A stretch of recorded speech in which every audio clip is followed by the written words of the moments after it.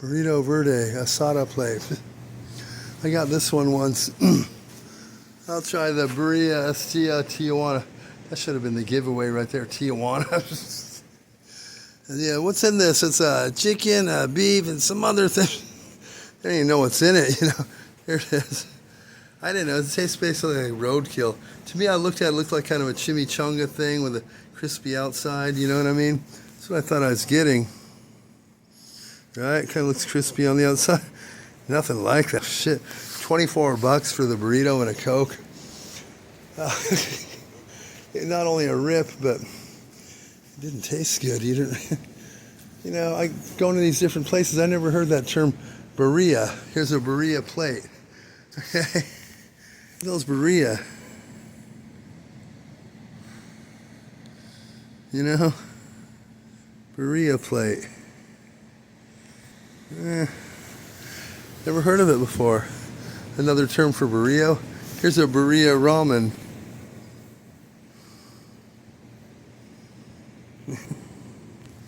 Never heard of a burrito, anything. A basic burrito. Cali burrito. Only people that call California Cali are people that aren't from California. People in California don't call California Cali.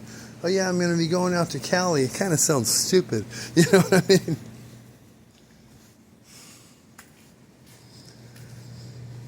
This used to be, well, now it's called the waterfront. Somewhere by the waterfront, Johnny's hiding with a gun. Thin Lizzy song.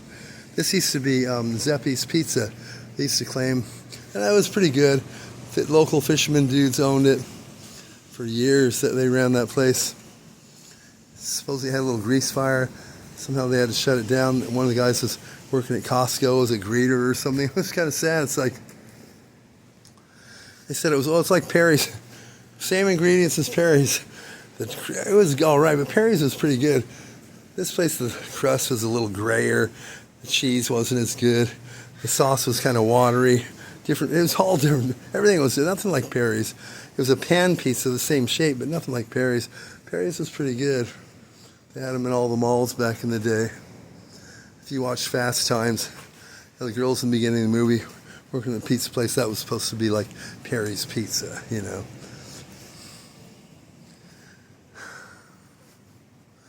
Bay Watch. I don't know what they mean, Bay, B-A-E. Don't get it, really. I don't know. Bay Watch. Used to be Unusual Things or whatever. This was the Riz, R-I-Z. Japanese Mexican food or some Japanese French food or something like that. That trip. I prefer Japanese Mexican food better, you know. This here, Charlie's. Chin owned it. He's the original owner of this. Chin, his dad's a famous artist in China, lives in China. He looks like a Buddha guy, Chin does. So's his dad. One of his kids, the other kid's just a regular Asian looking guy, but good to see pigeons here. He used to have a little picture on the sign where it says Charlie's on the side here of Charlie Chaplin, because it's named Charlie's after Charlie Chaplin. Charlie Chaplin used to live on Catalina on the northeast side, northeast corner of Catalina and Avenue H. And so the owner was here. I said, Chin here? No, Chin sold it like 2 years ago, retire. All right. I said, you know, this place is named Charlie's after Charlie Chaplin. Oh, that is not after Charlie Chaplin. Oh, that's nice. You have a great day. I don't even think she heard what I said. There's nothing to do with Charlie Chaplin now. And the products are way different than Chin used to serve. Just a regular old, you know, they have pictures of all the plates because most people can't, the Mexican place down there and this place, most people can't speak English. So you just point to what you want rather than order, you know, like this. I don't even think I'm trying to give her the background of her restaurant, you know what I mean? Charlie, it's named after Charlie Chaplin. He lived in Redondo Beach. Oh, that is nice. You have a good day. I think she heard what I said. So nowadays you just walk up and say, let me get the number, whatever, 23 here, you know? 24 here and 25, you know. You point to what you want. All this weird food. Same with that Mexican place. They get all these weird plates. A little too much. You know, it's like, shit. Where do they store it all? They sell it all quick enough before it goes bad, you know? So, you gotta make it simple for some places. Like when it was Chin's place, you had cheeseburgers, ice cream, basic stuff. You could look at the menu and it made it pretty simple. They seem to do okay, but it's not a big money take anyways. But Chin sold the place, and he also had the bamboo hut out at the end. That burnt up in the fire. They never rebuilt it for him. He's bummed out about that. The bamboo hut. Chin was a nice guy. But so you got this, oh shit, I keep biting my tongue. It's not cool. Here you have the starboard attitude. I grew up with boats in the harbor here, grew up sailing and so forth. My dad bought a yacht right off the showroom. Islander, 38-foot Islander I believe it was, and dual diesel engine motor sailor, top of the line type thing. We had a couple of regular sailboats in here, 21-foot sloops, one out in mooring, one in Portofino. I learned to sail at age like 12 by myself. Took the boat out with the outboard on it. I remember hearing, once I got out there, I remember you can't go out in the ocean without the sails up because it gets tossed about. It sure did. Went out in the ocean, and it's pop. I normally put the outboard on the dinghy, take it to the pier here, get some corn on the cob on a stick, tie it down, get some corn on the cob up there. As a kid, just messing around. This time I said, I'm going to take it out in the ocean. Put the outboard on the 21-foot little sailboat, sleeps like 6, and went out there, and the tide coming in is being tossed about. I said, shit. But if you go straight out in the tide, it doesn't. So I started going straight out. And then all of a sudden, it stalled. Shit, man. I'm trying to start it running. So now it's starting to look, there's no gas in it. I should have checked first, right? Starting to drift closer to the break wall. Shit, I'm going to crash into the break wall. This fiberglass boat's going to shatter. I'm going to get in a lot of trouble, right? So I know the jib is always down below, but the main is always obviously on the boom. So I pulled that up, pulled the rope on that, brought that up, caught the wind, it stabled the boat, sailed back in, had to do a little tacking, turned down our little lane there, dropped the sail right before turning in the slip. Perfect timing. If you do it too quick, you don't make the turn. You're both stuck out there. You got to get it pulled in and stuff. If you do it too late, you come in too fast. The front end hits the end of the dock. You break your fiberglass. You see a lot of boats where the fiberglass has been patched up there. You know what I mean? Because they came in too fast and broke the front of their boat, you know.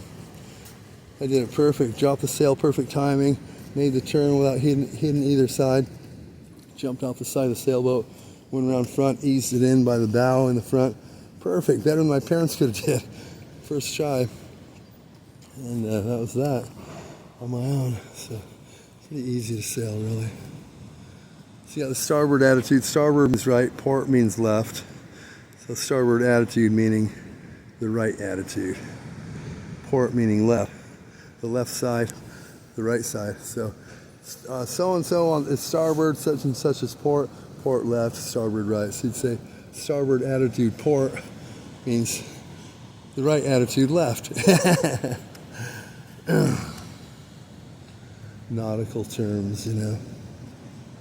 I don't know why I say it differently. That's just how it is.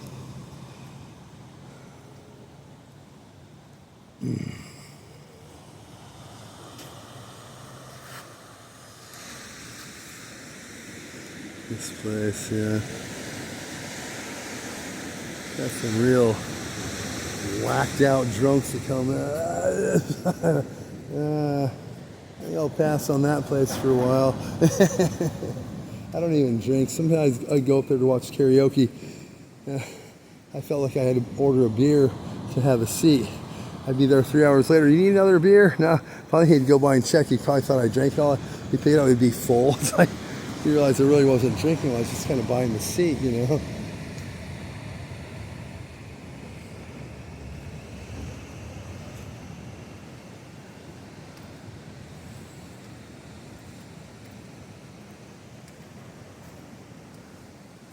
I went to Ireland for a few weeks. Toured all of Ireland, pretty much. Ireland's a little smaller than California. Got to rent a car, SUV, and it's a diesel engine one. It's cheaper to buy diesel. They got diesels that move pretty good too. In the old days, diesel's pretty slow, and Mercedes and stuff. If you didn't put the additive in the diesel fuel every time, if you missed it one time, your car would tick, tick, tick, tick, tick, tick. It sounded like a diesel. It sounded like shit. Just from missing one time, it'd do that forever. So you had to make sure you have the additive. Nowadays, it's not like that. They don't tick like that, and they move a bit better.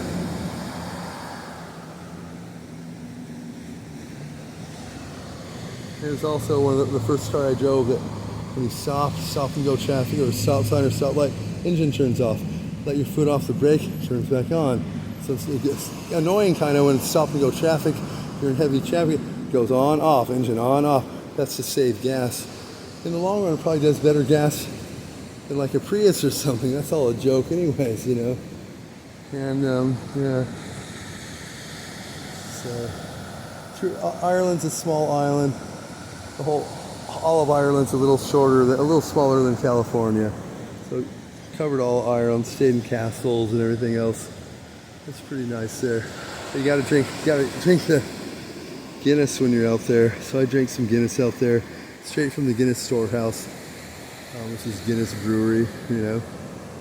Guinness leased all of Dublin, and like all of LA and the sub-cities for like $1,490 or something for 150 years. You can't even get a studio apartment for 1 month for that price, you know what I mean? So they pretty much own and run Ireland. Pretty nice. Or Dublin, all of Dublin. It'd be like all of LA and sub-cities, Verdano, Manhattan, whatever, and everything else. I'm going to cut this off so it makes it on YouTube.